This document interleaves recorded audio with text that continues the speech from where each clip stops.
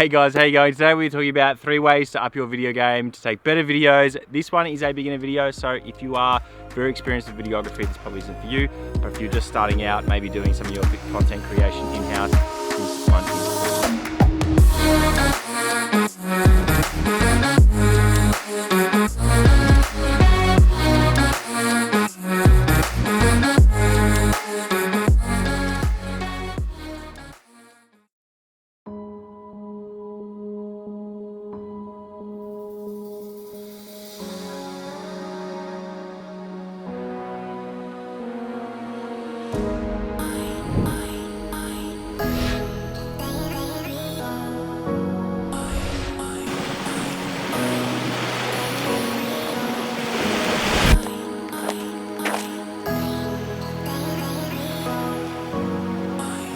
So today I'm in London with my beautiful girlfriend.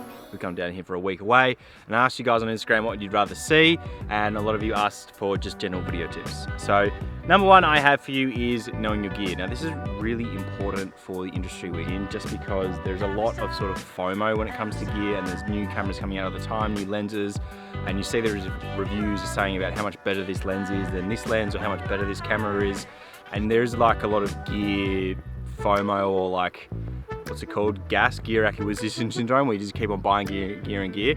But the thing I found most important to getting really good videos is actually knowing the gear that you're working. A better camera isn't going to make you a better videographer if you don't know how to use it. So for instance, if you have a look at these two clips side by side, they were taken on two different cameras. One of them was comparatively much better than the other one, but realistically it was just me using it, and it's because I know how to use both of them pretty well that they both turned out very similar.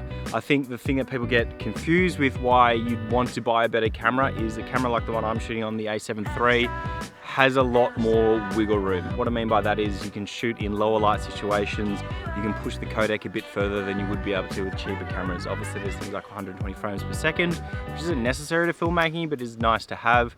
And you can sort of, the way I see it is if you're a beginner, it gives you a lot more wiggle room to try and figure things out, and if you stuff up a shot, there's more chance that you can recover it in post.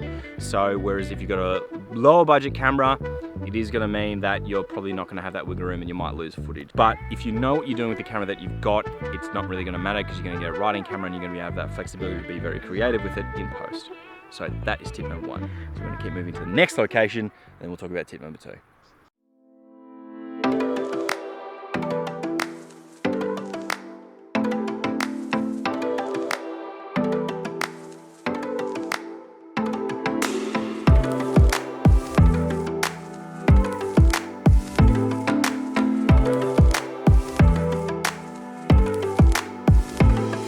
Alright guys, one thing I did forget to mention last time about knowing your gear was shooting in manual mode. So a lot of the cameras you get today, they will shoot in automatic, which is like okay if you're starting out. It's probably going to be better than you shooting manual at the very beginning. But using manual mode on your camera is the best way to get the absolute maximum amount of capabilities. And once you learn more about lighting, different scenes, audio, all those different facets that go into a video, you're going to know how to maximize the capabilities of the camera you're using, rather than feeling the need to upgrading if you are shooting in manual. So if you're shooting on auto and you're just not getting the pictures you want to get, truth be told, the AI in these cameras isn't fantastic for photos, and especially because it's a creative endeavor. It's pretty hard for the AI to know exactly what you want. It's just going to go for a perfectly exposed photo as much as it can, rather than exposing where you want to be. So keep that in mind, shooting manual all the time if you can.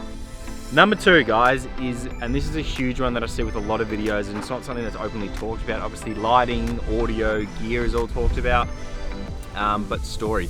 So I think one thing we're going to keep in mind when we are building videos is to have a story in mind and to plan and prepare for that story. So for example, before we went out on this trip, and before I had a massive argument with my girlfriend because I was shooting another video,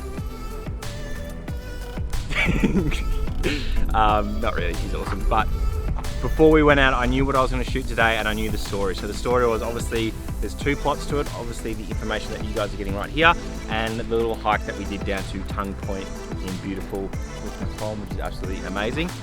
So there's two facets to it. I see a lot of stories of videos that don't have stories out on Facebook and Instagram, and they might be cool, but there's no point having a bunch of B-roll or a bunch of cool visuals if it doesn't actually tell a story. It's kind of meaningless content. And you sort of fall into that trap a lot with YouTube, because there's no point just chucking heaps and heaps of cool footage if it doesn't actually send a message to someone. So obviously with tutorials and things of this nature, talking head videos, it's pretty easy to get the story across, but you also want to have like that sub story. So even if you're a brand shooting tutorial videos or explaining something about your company, you want to think about the overarching message that you are trying to deliver to your customers or consumer base when you're shooting videos. So don't just shoot, don't just go out and be like, well, the lighting's nice, so I'm going to shoot a video and not know what you're going to shoot. Prepare and make sure you've got that story, because at the end of the day, the way I like to think of it is people are storytellers. Art is a form of telling stories to people, whether it's an emotional thing, whether it's a psychological thing, whatever it is, it's ingrained in our DNA to tell stories and be receptive to stories. So if your video doesn't have a story, people aren't going to be very receptive to it. So keep that in mind, make sure you're driving a story home. On to location number 3, and we'll talk about the last thing you need to know to up your video game.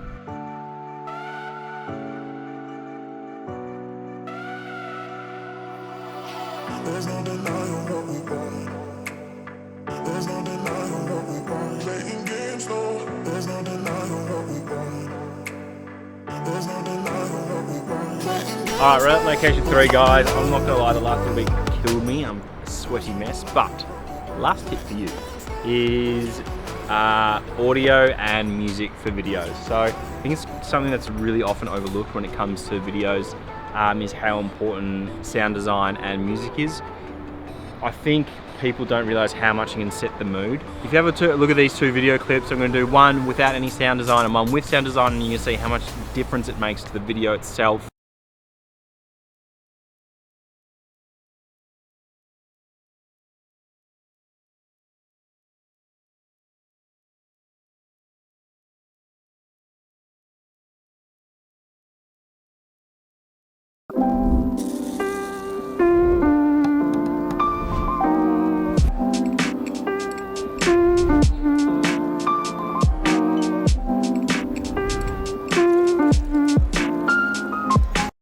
So as you can see, the one with the sound design behind it is much more impactful, much more engaging, much more immersive.